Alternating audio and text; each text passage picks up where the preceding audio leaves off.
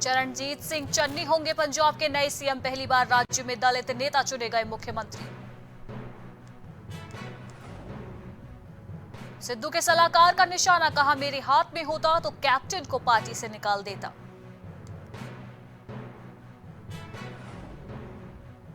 आज से आईपीएल के दूसरे हाफ का आगाज। आमने सामने होगी चेन्नई सुपर किंग्स और मुंबई इंडियंस। ऋषिकेश में लंबे समय बाद फिर खुली राफ्टिंग। पर्यटन मंत्री ने किया शुभारंभ।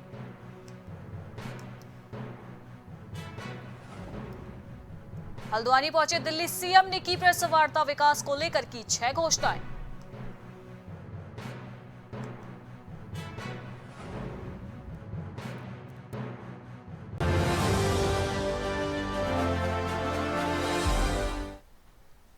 नमस्कार, पहाड़ समाचार में आपका स्वागत है। मैं हूं आपके साथ अनुष्का सिंह। लंबे समय से चले कोरोना संक्रमण के बाद एक बार फिर गंगा में होने वाली राफ्टिंग का शुभारंभ हो चुका है। राफ्टिंग सत्र 2021-22 का शुभारंभ करने पर्यटन मंत्री सतपाल महाराज और कैबिनेट मंत्री सबोध उनियाल पहुंचे हैं। गंगा नदी राफ्टिंग रोटेशन समिति के पदाधिकारियों ने कार्यक्रम में पहुंचे मुख्य अतिथि पर्यटन मंत्री सतपाल महाराज के समक्ष कई समस्याएं रखी, जिन समस्याओं के निवारण के लिए सतपाल महाराज ने उन्हें भरोसा जताया। इसका शुभारंभ हो रहा है। पूरी तैयारियां हमारी हैं। जो इनकी मांगे हैं उन पर हम निश्चित रूप में विचार करेंगे और इसको आगे बढ़ाना है और हमने काफ़ी इनको सहायता दी है और आगे भी देते रहेंगे। तो मैं समझता हूं कि ये बहुत इम्पोर्टेंट फीचर है। रिवर राफ्टिंग बहुत इम्पोर्टेंट है। हज़ारों लोगों के रोजगार का साधन राफ्टिंग है और इससे न केवल राफ्टिंग इंडस्ट्री जुड़ी है बल्कि होटल इंडस्ट्री भी इससे जुड़ी हुई है। क्योंकि जहाँ तक चारधाम यात्रा है, चारधाम यात्रा का यात्री और जो एडवेंचरस टूरिज्म पे जो यात्री है। आम आदमी पार्टी के संयोजक और मुख्यमंत्री अरविंद केजरीवाल अपने कुमाऊं दौरे पर सबसे पहले हल्द्वानी पहुंचे, जहां कार्यकर्ताओं ने पंतनगर हवाई अड्डे पर उनका जोरदार स्वागत किया। हल्द्वानी में आयोजित प्रेस वार्ता के दौरान उन्होंने प्रदेश के विकास को 6 घोषणाएं की है। अपनी 6 घोषणाओं में उन्होंने बताया कि प्रदेश में विधानसभा चुनाव 2022 में आम आदमी पार्टी की सरकार बनने पर राज्य सबसे पहले यहां के युवाओं को सरकार रोजगार मुहैया कराने जाएगी। वहीं पर बेरोजगार परिवार के युवाओं को रोजगार न मिलने पर सरकार प्रत्येक परिवार के युवा को 5,000 रुपए के तौर पर बेरोजगारी भत्ता भी देगी। इसके साथ ही अरविंद केजरीवाल ने कुछ और अहम घोषणाएं की। तो आपको बता दें कि हल्द्वानी पहुंचे थे आज दिल्ली सीएम अरविंद केजरीवाल, जिसके बाद आज उनका पंतनगर हवाई अड्डे पर जोरदार स्वागत किया गया है। वहीं आज उन्होंने एक प्रेस वार्ता भी आयोजित की थी जिसमें उन्होंने विकास को लेकर 6 बड़ी घोषणाएं की हैं। आपको बता दें कि आम आदमी पार्टी 2022 में उत्तराखंड में पहली बार चुनाव लड़ने जा रही है, जिसके बाद अब जोर शोर से पार्टी के कार्यकर्ता चुनावी तैयारियों में जुटे हुए हैं, जिसको लेकर आज खुद आम आदमी पार्टी के संयोजक और दिल्ली के मुख्यमंत्री अरविंद केजरीवाल आज हल्द्वानी पहुंचे थे, जिसके बाद आज उन्होंने प्रेस वार्ता संबोधित की है। जिसके बाद उन्होंने जनता से सीधे तौर पर कहा है कि अगर उनकी सरकार 2022 में उत्तराखंड में बनती है तो वे 6 बड़ी घोषणाओं पर काम करना शुरू करेंगे।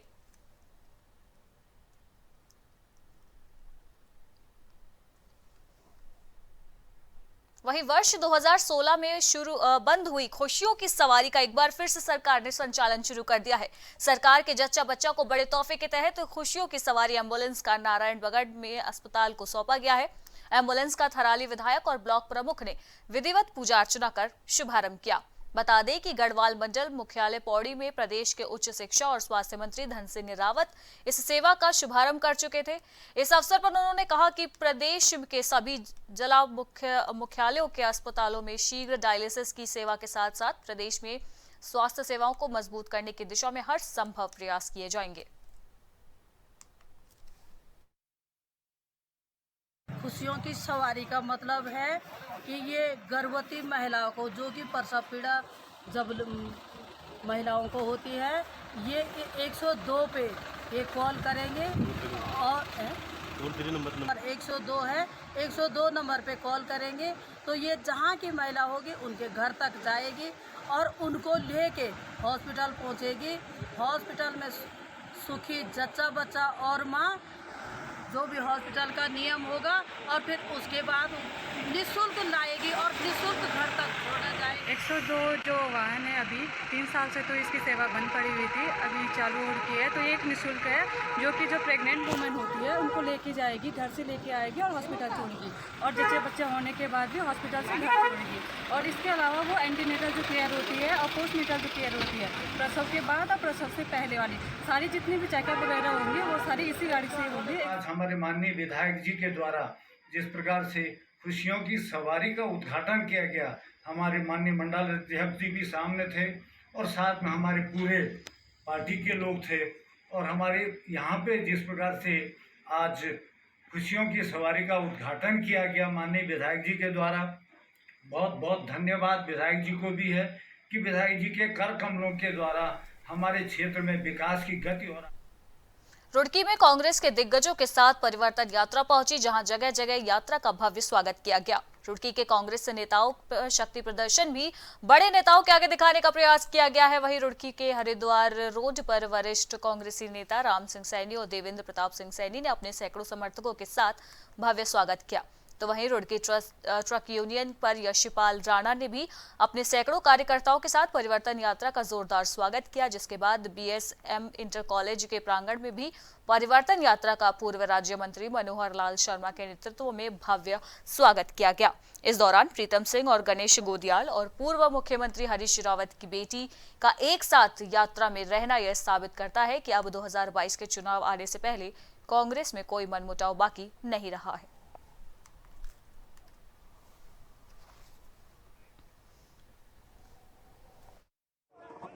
जो परिवर्तन यात्रा है सफल यात्रा है, और कांग्रेस पार्टी मैंने पहले ही कह रहा हूँ मैं आपको 50+ जाएगी, और इस प्रदेश में कांग्रेस पार्टी की ही सरकार बनेगी और कांग्रेस ही सत्ता में आएगी। आप देखें सारी कांग्रेस एकजुट है, जब एकजुट होकर चुनाव लड़ा जाता है तो उस विजय प्राप्त उसी पार्टी की होती है जो एक का पूरी तरह सफल रही, क्योंकि इसमें हमारे प्रदेश स्तर के सभी बड़े नेता मौजूद रहे और उन्होंने अपनी अपनी बातें, कांग्रेस की योजनाएं और भाजपा की विफलताओं के बारे में विस्तार से जनता को बताया।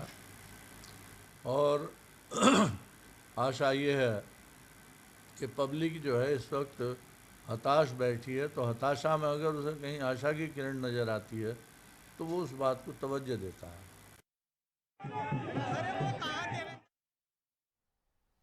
तो आज रुड़की में कांग्रेस की परिवर्तन यात्रा पहुंची, जहां पर टिकट के दावेदारों ने शक्ति प्रदर्शन करते हुए आगामी चुनाव में बिगुल फूंक दिया है। आपको बता दें कि कांग्रेस भी इस वक्त आगामी चुनाव को देखते हुए एक्टिव मोड में नजर आ रही है, जिसके बाद अब उत्तराखंड में कांग्रेस के द्वारा परिवर्तन यात्रा निकाली जा रही है। आपको बता दें कि आज ये परिवर्तन यात्रा रुड़की के अलग अलग स्थानों पर पहुंची, जहां पर कांग्रेसी कार्यकर्ताओं ने यात्रा का जोरदार स्वागत किया है। वहीं इस यात्रा में मुख्य तौर पर देखा गया कि इस यात्रा के दौरान प्रीतम सिंह, गणेश गोदियाल और पूर्व मुख्यमंत्री हरीश रावत की बेटी एक साथ यात्रा में मौजूद थी, जिसके बाद कांग्रेस ने साफ तौर पर बयां कर दिया है कि आगामी चुनाव से पहले कांग्रेस के सभी मनमुटाव खत्म हो चुके हैं।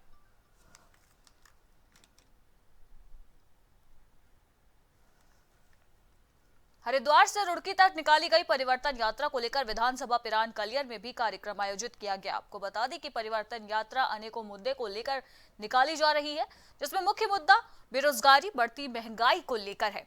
इस कार्यक्रम में विधानसभा पिरान कलियर में जगह जगह पर लोग पहुंच रहे हैं और लोगों में खासा उत्साह भी देखने को मिल रहा है।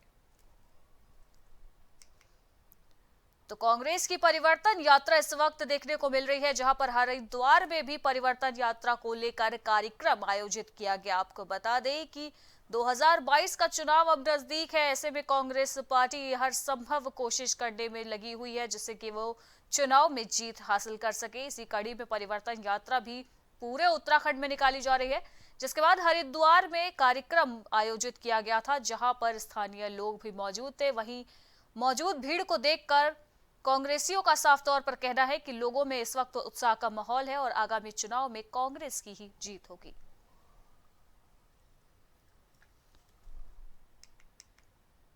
19 सितंबर को हल्द्वानी में दिल्ली के मुख्यमंत्री अरविंद केजरीवाल की तिरंगा यात्रा पर प्रहार करते हुए हल्द्वानी विधानसभा प्रभारी वरिष्ठ भाजपा नेता और पूर्व चेयरमैन पवन चौहान ने पत्रकारों से वार्ता की। पवन चौहान ने कहा कि धर्म एवं झूठ की राजनीति करने वाले अरविंद केजरीवाल हल्द्वानी आए हैं, जबकि प्रदेश में आम आदमी पार्टी और कांग्रेस का कोई भी जनाधार बाकी नहीं बचा है। उन्होंने कहा कि आम आदमी पार्टी झूठी और कोरी लोक लुभावन घोषणा कर जनता को बरगलाने का ही काम कर रही है और मुफ्त की चीजों का सपना दिखाकर जनता को गुमराह किया जा रहा है।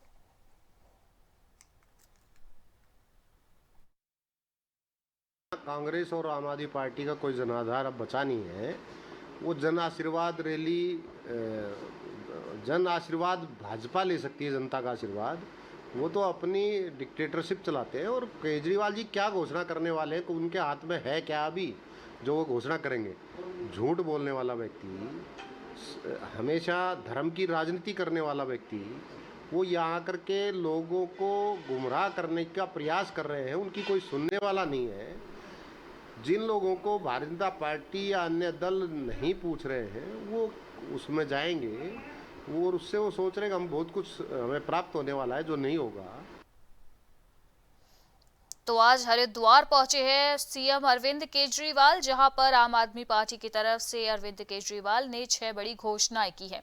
वहीं आपको बता दें कि अरविंद केजरीवाल के दौरे को लेकर भाजपा नेता ने उन पर जमकर निशाना साधा है, जहां पर उन्होंने साफ तौर पर कहा है कि जिस प्रकार से अरविंद केजरीवाल इस वक्त उत्तराखंड में आके लोगों को फ्री की सौगात देने की बात कह रहे हैं, वो कहीं ना कहीं जनता को सीधे तौर पर गुमराह कर रहे हैं। कांग्रेस पार्टी और आम आदमी पार्टी का प्रदेश में कोई भी जनाधार नहीं है, बावजूद इसके ये लोग लोगों को बरगलाने का काम कर रही है।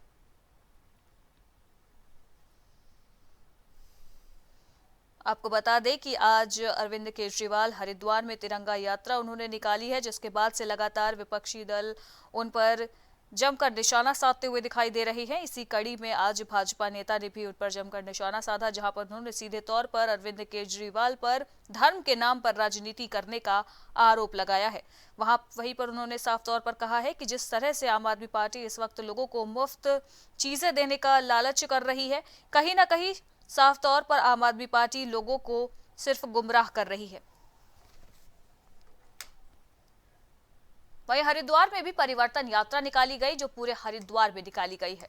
वहीं जिला उपाध्यक्ष दिनेश कुमार का कहना है कि हमने परिवर्तन यात्रा निकाली है। ये यात्रा बढ़ते दामों जैसे डीजल, पेट्रोल, गैस और उत्तराखंड में तेजी से बढ़ रही बेरोजगारी को लेकर निकाली जा रही है। जिस तरह से प्रदेश सरकार से जनता इस वक्त त्रस्त हो चुकी है, ऐसे में 2022 में कांग्रेस पार्टी अपना झंडा लहराएगी और उत्तराखंड में कांग्रेस सरकार बनाने वाली है।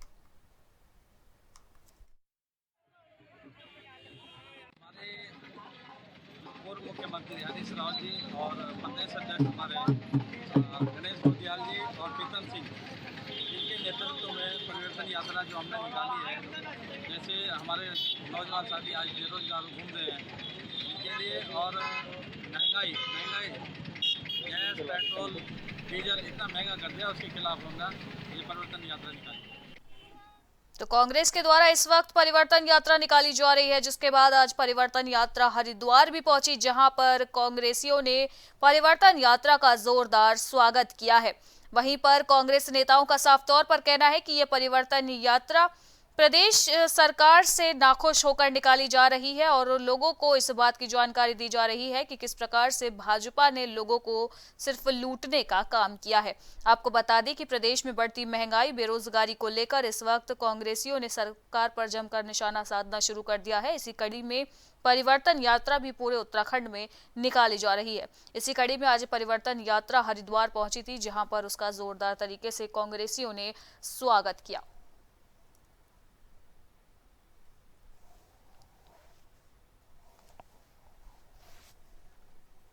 वहीं केंद्रीय सड़क निर्माण निधि के अंतर्गत लंबरपुर लांघा मोटरमार्ग किलोमीटर 2 पर शीतला नदी पर 120 मीटर लंबे पुल निर्माण का विकास नगर विधायक मुन्ना सिंह चौहान ने भूमि पूजन कर पुल निर्माण की सौगात दी है।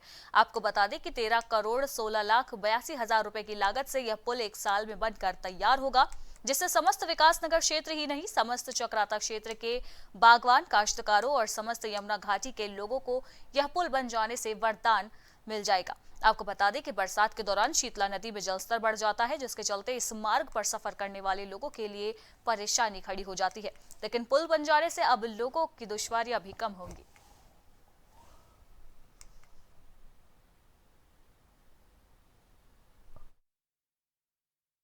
पूरे विकास की एक रणनीति है जिसका पार्ट ये है, जैसा मैंने कहा, और पुलों की एक श्रृंखला का निर्माण हम कराने जा रहे हैं। इस बीच में यहाँ पर इससे जो डेली कम्यूटर्स को जो सुविधाएं होगी वो तो होगी ही, लेकिन इससे बड़े आर्थिक तरक्की के भी आयाम इससे बनने जा रहे हैं। और जैसा मैंने कहा, एक विकास की नई इबारत इस पूरे क्षेत्र में अलग अलग योजनाओं के सफलतापूर्वक संचालित करके विकास की एक नई इबारत, एक नया बेंचमार्क सेट करने का काम भारतीय जनता पार्टी की सरकार ने इस दौर में किया है। और मेरा ये सौभाग्य है कि उस बेंचमार्क को सेट करने का, उन कामों को करने का माध्यम निमित्त मैं बन पाया हूँ। ये मैं आपको बता दूं कि उत्तराखंड सरकार विकास नगर विधायक श्री मुन्ना सिंह चौहान आज अपनी विधानसभा क्षेत्रवासियों को एक सबसे बड़ी सौगात देने जा रही हैं। केंद्रीय सड़क निर्माण निधि के अंतर्गत लांघा मोटर मार्ग पर लगभग किलोमीटर 2 पर शीतला नदी पर 180 मीटर लंबाई पुल का निर्माण होना है।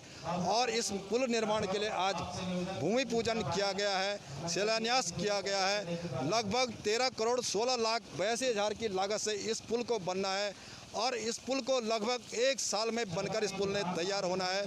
सबसे बड़ी बात आपको बता दूं कि विधायक मुन्ना सिंह चौहान जो क्षेत्रीय विधायक भी हैं, उन्होंने इस क्षेत्र को सबसे बड़ी सौगात दी है। मैं अपने कैमरामैन से कहता हूं कि ज़रा दिखाइए कि वर्षों पुरानी लंबी जो लोगों की मुराद थी, लोगों की जो मांग थी, आज वो पूरी होने जा रही है। और किस तरह यहाँ पे जो है दुर्घटनाएं होती थी, लोगों की दुश्वारियाँ बढ़ती थी, लोग जो है यहाँ पर बरसात में ये नाला उफान पे होता था। लेकिन आज जो इस क्षेत्र के लिए सबसे बड़ी सौगात के रूप में इस क्षेत्रीय विधायक श्री मुन्ना सिंह चौहान जी ने दिया है। और यहाँ पर आज जो है प्रोग्राम भी रखा गया, भूमि पूजन हो रहा है, शिलान्यास किया जा रहा है। सबसे बड़ी बात ये भी बता दूं कि इस क्षेत्र के पर्यटन को 4 चांद लगेंगे। यहीं पर यमुनोत्री, गंगोत्री और महाशु धाम भी यहीं से, इसी रोड से लोग पर्यटक गुजरते हैं। तो कहीं न कहीं इस क्षेत्र के लिए वरदान साबित सिद्ध होगा। अब देखना है कि ये पुल जो है कितना टाइम लेता है, ये आने वाला वक्त बताएगा। उत्तराखंड से prime TV news channel head Vinod Rohta. वहीं चंपावत में पुलिस विभाग द्वारा टनकपुर में थाना दिवस मनाया गया, जिसमें मेन राजूराम चौराहे पर कैंप लगाकर लोगों की जन समस्याओं को सुना गया।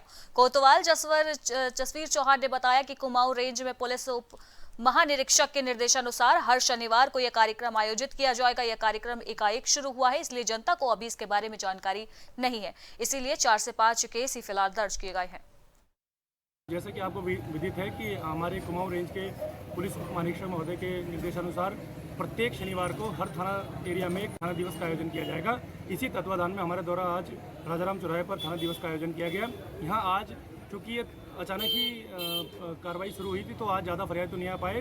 कुल 5 या 6 शिकायतें हमारे प्राप्त हुई है, जिसमें बहुत सी मोबाइल लॉस्ट की या हमारे एरिया में कुछ गलत लोग घूमते हैं, नशा वशा करते हैं, इस तरह की कुछ शिकायतें हमें प्राप्त हुई है, जिस पर त्वरित कार्रवाई की जाएगी और इनके नंबर लेके गोपनीय रूप से रखे इस पर। वहीं उत्तराखंड में रविवार से शुरू हुई 4 धाम यात्रा में दर्शन करने को दूसरे राज्यों के श्रद्धालुओं को सरकार के द्वारा गाइडलाइन जारी कर दी गई है, जहां पर गाइडलाइन का पालन करने को लेकर मंगलौर कोतवाली के लंढौरा पुलिस ने 1 दिवसीय जागरूकता अभियान चलाया। अभियान के दौरान पुलिस ने अन्य राज्यों से आने वाले यात्रियों को समझाते हुए कहा कि स्मार्ट सिटी पोर्टल पर पंजीकरण से उन्हें राज्य में प्रवेश मिलेगा, जबकि देवस्थानम बोर्ड के पोर्टल पर पंजीकरण से यात्रा का ई पास मिलेगा। कोविड वैक्सीन के दोनों टीकों का प्रमाण पत्र या नेगेटिव RT-PCR एंटीजन रिपोर्ट के बिना यात्रियों को प्रवेश नहीं दिया जाएगा। इसके अलावा वाहनों में गैस सिलेंडर पर कड़ी पाबंदी, पकड़े जाने पर कड़ी कार्रवाई भी की जाएगी। वहीं प्रदेश के कृषि उद्यान मंत्री तथा क्षेत्रीय विधायक सुबोध उनियाल व जिलाधिकारी ने तहसील सभागार नरेंद्र नगर में प्रदेश का जाना माना सुप्रसिद्ध सिद्धपीठ 45वें कुंजापुरी पर्यटन एवं विकास मेले की बैठक आयोजित की है। इस मौके पर विभिन्न राजनीतिक दलों के प्रतिनिधि, गणमान्य व्यक्ति तथा जिला स्तर के 1.5 दर्जन से अधिक अधिकारी मौजूद रहे। मेला समिति के प्रमुख संरक्षक और क्षेत्र में विधायक सुबोध उनियाल ने बैठक में सभी को आश्वस्त किया है कि मेले के भव्य आयोजन में धन की कमी आड़ नहीं आनी चाहिए। मेले को भव्य रूप देने व सुव्यवस्थित ढंग से चलाने के लिए लगभग 1.5 दर्जन विभिन्न समितियों का गठन भी किया जाएगा। जो इस मेले का शुरुआत करने के पीछे जो मंशा थी कि इस मेले के माध्यम से जहाँ लोगों को मनोरंजन प्राप्त हो, उनको स्वस्थ और स्वच्छ मनोरंजन मिले, वहाँ साथ साथ इस मेले के साथ पर्यटन विकास का इसलिए जोड़ा गया था कि इस मेले के माध्यम से हमारे क्षेत्र को कई सौगातें मिली हैं। जैसे आप जानते हैं विगत वर्षों में मेले के माध्यम से तमाम सौगातें मिली, महामहिम राज्यपाल के माध्यम से, हमारे मुख्यमंत्री जी, तमाम राज्य के मुख्यमंत्री कई बार इस मेले में मुख्य अतिथि के रूप में। से 6300 फीट की ऊंचाई पर है कुंजापुरी मंदिर, जो नरेंद्र नगर के ऊंचाई शिखर पर विराजमान है। यहाँ पर साल भर लाखों हजारों श्रद्धालु माँ से मन्नतें मांगने आते हैं और कहा जाता है कि यहाँ पर माँ का हृदय का भाग, वक्ष का भाग, कुछ भाग गिरा था और इसलिए माँ कुंजापुरी बहुत दयालु अपने भक्तों पर होती है और जो सच्चे मन से जाता है उसकी मन्नतें वहाँ पर पूरी होती हैं। 51 सिद्ध पीठों में कुंजापुरी मंदिर एक माना जाता है और यहाँ पर हर वर्ष नवरात्रों में नरेंद्र नगर में बड़ा मेला आयोजित किया जाता है 7 दिनों का। ये मेला यहाँ पर 7 अक्टूबर से 13 अक्टूबर तक इस वक्त चलेगा और ये यहाँ पर जो है बैठक जिला अधिकारी और जो प्रदेश के कृषि मंत्री, उद्यान मंत्री और क्षेत्र के विधायक हैं सुबोध उनियाल, यहाँ पर बैठक ली गई। तमाम अधिकारी इस बैठक में मौजूद थे और ये संकल्प लिया गया कि पिछले बार कोरोना काल में चूँकि ये मेला नहीं हो पाया था, इस साल बड़ा भव्य इसका आयोजन किया जाएगा। अब मैं वाचस्पति रहा। भुवनेश्वर जाने वाली प्रदेश स्तरीय खो खो टीम के 7 दिवसीय प्रशिक्षण शिविर में प्रदेश संयोजक मनोज पाठक पहुंचे, जहां पर प्रदेश संयोजक मनोज पाठक खिलाड़ियों का उत्साहवर्धन कर उच्च स्थान प्राप्त करने हेतु उन्होंने प्रेरित किया और शुभकामनाएं दी। वहीं प्रदेश संयोजक ने कहा कि हमारे खिलाड़ी सर्वश्रेष्ठ प्रदर्शन कर उत्तराखंड के गौरव को बढ़ाएंगे और समस्त प्रदेशवासी टीम की वापसी पर उनके स्वागत के लिए आतुर रहेंगे। खो खो खिलाड़ियों के लिए 7 दिवसीय प्रदेश में जो प्रादेशिक स्तर का जो प्रशिक्षण शिविर यहाँ पर चल रहा है, ये आगे आने वाले उनके भविष्य को संवारने के लिए निश्चित बहुत मूल्यवान रहेगा, बहुउपयोगी होगा। मैं सभी यहाँ पर जितनी बॉयज़ की टीम है और गर्ल्स की टीम है उन सबको बहुत शुभकामनाएं देता हूँ कि वो भुवनेश्वर जा कर के अच्छा मुकाम अपने पूरे राष्ट्रीय स्तर पर पाएँ और खो खो में हमारे प्रदेश का अपने क्षेत्र। वहीं बाजपुर के ग्राम नरखेड़ा में बंद पड़ी पुलिया और पानी की निकासी को लेकर नाला निर्माण कराए जाने की मांग लगातार की जा रही है, जिसके बाद आक्रोशित लोगों ने एसडीएम को ज्ञापन देकर कार्रवाई की मांग की। वहीं पूर्व प्रधान जसवंत सिंह ने बताया कि ग्रामीण कई बरसों से पानी निकासी और सड़क निर्माण की मांग करते आ रहे हैं। कई बरस बीत जाने के बाद भी इस सड़क का लोक निर्माण विभाग द्वारा निर्माण अब कराया जा रहा है, लेकिन नरखेड़ा के लोगों की समस्या जस की तस बनी हुई है। पिछले 30 साल से यहाँ पर सरकार द्वारा कॉलोनी बसाई गई थी और उसके बाद यहाँ पर पहले तो पानी ऐसे ही चलता रहा खेतों में। उसके बाद यहाँ के जो लोगों की ज़मीनें जिनके पास हैं उन्होंने पानी बंद कर दिया गया और वो पानी की निकासी के लिए कोई समाधान नहीं है। इससे पहले भी हम कई बार शासन प्रशासन को इसके प्रति ज्ञापन देते रहे हैं और कई बार सुनवाई हुई भी और बस आके देखा देखी हुई और उसके बाद वो वहीं की वहीं दब गई। फिर अब ये रोड बनने जा रहा है, आज रोड बन रहा है और रोड बनने के बाद हो सकता है कि हमारी सुनवाई ना भी हो। अभी रोड बनने से पहले अगर यहाँ एक नाली बन जाए गांव के पानी की निकासी के लिए तो ज़्यादा उचित रहेगा। तो हमारी समस्या यही है कि भाई पानी की कोई या तो पुलिया यहाँ थी पुरानी, ये पुलिया खुलवाई जाए। नहीं वहीं नवोदय विद्यालय कोरोना काल के बाद अब खुल चुके हैं। इसी संबंध में चंपावत लोहाघाट स्थित नवोदय विद्यालय में कुछ संख्या में बच्चे पहुंचे। वहीं मौजूद नवोदय विद्यालय के प्राचार्य जीआर आर्य ने बताया कि सरकार की गाइडलाइन के अनुसार बच्चों का ऑनलाइन रजिस्ट्रेशन हुआ था और आज नवोदय विद्यालय खुल चुके हैं। वहीं कोरोना की गाइडलाइन का पूरा पालन किया जाएगा और अभी तक करीब 14 से 15 बच्चे यहां पर आ चुके हैं। बच्चों को रोजमर्रा की जो भी सामग्री है वो उपलब्ध कराई जा रही है। बीच में कोविड-19 की वजह से जब विद्यालय नहीं खुला था तो इनके ऑनलाइन हमने यहाँ पर एडमिशन कराए हैं और इस बीच इन बच्चों को मैंने यहाँ पर बुलाया जब विद्यालय खुला एसओपी के तहत सरकार की जो गाइडलाइन थी। तो कक्षा 6 के लगभग अभी 14-15 बच्चे यहाँ पर आ चुके हैं। विद्यालय से उनको जो भी सामग्री उनको दी है वो दिया जा रहा है और व्यवस्था। वहीं अल्मोड़ा में गोल्डन कार्ड के सामने आ रही खामियों को लेकर पेंशनर्स मुखर हो गए हैं। अल्मोड़ा में गवर्नर्स पेंशनर्स ऑर्गेनाइजेशन उत्तराखंड की जनपद इकाई ने चौगाना पाचा स्थित गांधी पार्क में धरना प्रदर्शन कर कड़ा आक्रोश जताया। इस दौरान पेंशनर्स ने सरकार के खिलाफ जमकर नारेबाजी की। पेंशनर्स का आरोप है कि सरकार द्वारा गोल्डन कार्ड के नाम पर उनकी पेंशन से अवैध कटौती की जा रही है। सरकार के द्वारा जो अस्पताल इस योजना के अधीन रखे गए थे, ऐसे अस्पताल में पेंशनर्स के उपचार के लिए कोई व्यवस्था नहीं है। पेंशनर्स ने कहा कि सरकार द्वारा उनका मजाक बनाया जा रहा है, जिससे वो किसी भी स्थिति में बर्दाश्त नहीं करेंगे। प्रमुख जो हमारा विरोध है वो गोल्डन कार्ड के संबंध में, क्योंकि गोल्डन कार्ड सरकार ने बनवाए और गोल्डन कार्ड की अवैध वसूली जो लगातार 1 जनवरी 2021 से की जा रही है, उसका हम लोग विरोध करते हैं, पुरजोर विरोध करते हैं, क्योंकि हमें इसका कोई भी लाभ कहीं नहीं मिल रहा है। और हमारी आज मुख्य मांग ये है कि इस गोल्डन कार्ड की जो कटौती और इसको बंद किया जाए, और दूसरा जो पुरानी व्यवस्था थी उसको लागू किया जाए और ये गोल्डन कार्ड की व्यवस्था को। वही एसएसपी उधम सिंह दिलीप सिंह कुंवर द्वारा नशे के विरुद्ध चलाए जा रहे अभियान के अंतर्गत सितारगंज पुलिस लगातार कार्रवाई कर रही है। इसी कड़ी में सितारगंज सड़क चौकी पुलिस ने आरोपी कुलबीर सिंह को 45 पाउच कच्ची शराब के साथ गिरफ्तार किया। साथ ही पकड़े गए अभियुक्त के खिलाफ आबकारी अधिनियम में थाना सितारगंज में मुकदमा पंजीकृत कर लिया गया है। एक अभियान चलाया गया है, जिस अभियान के तहत आज दिनांक 18/9/2021 को कुलबीर सिंह पुत्र संतोष सिंह निवासी टुकड़ी बिचवा का रहने वाला नाना गुप्ता इससे 45 पाउच कच्ची शराब बरामद की गई है एवं वारंटी अभियुक्तों के संबंध में भी अभियान चलाया गया था, जिस अभियान के तहत शंकर पुत्र डालचंद ये निवासी मुल्ला खेड़ा बिलासपुर का रहने वाला था, जो 279/400-304A IPC संबंधित वारंटी था। और इसके अलावा एक मोहम्मद पुत्र नन्हे जो खजूरिया थाना बिलासपुर के आसपास में पड़ता है। वहीं किच्चा क्षेत्र में शांतिपुरी नंबर 2 पंचायत भवन परिसर में पुलिस व ग्रामीणों की संयुक्त बैठक कर थाना दिवस की शुरुआत की गई। बैठक में नवयुवकों में बढ़ते नशे की लत पर प्रतिबंध लगाने, स्कूली छात्रों द्वारा बाइक के उपयोग पर रोक लगाने तथा क्षेत्र में हो रही चोरी की घटनाओं पर अंकुश लगाने को लेकर चर्चा की गई। सीओ अमित भारद्वाज ने कहा कि पुलिस डिपार्टमेंट के उच्च अधिकारियों के निर्देश पर आम नागरिकों की समस्याओं का समाधान थाना दिवस के कार्यक्रम में किया जाएगा।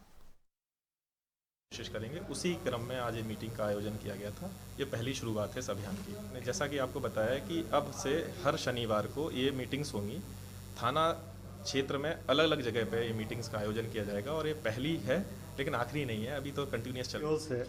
जनता के बीच में और पुलिस के बीच में संवाद का कोशिश हुई, ये एक अच्छी पहल है। इससे जो है जो पुलिस का डर भी कम होता है और जो समस्याएं जो गांव में अपराध होते हैं उनमें भी एक कमी आती है, उसमें भी जो है कि पुलिस को इनपुट्स मिलते हैं।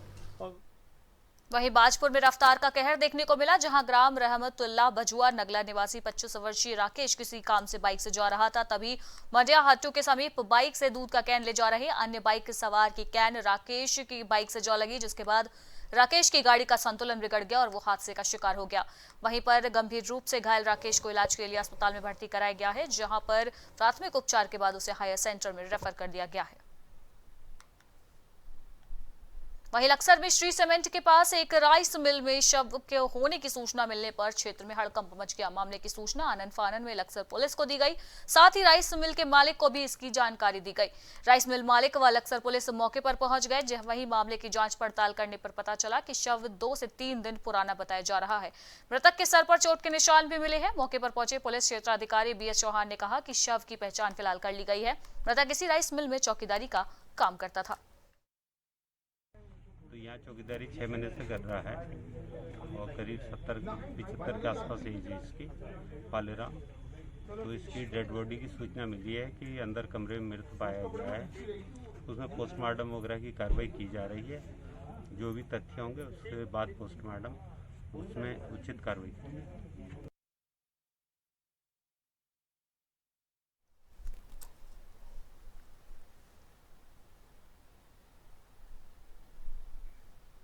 और इसी के साथ उत्तराखंड की खबरों में फिलहाल इतना ही। देश दुनिया की बाकी की तमाम खबरों के लिए आप बने रहिए प्राइम टीवी के साथ। नमस्कार।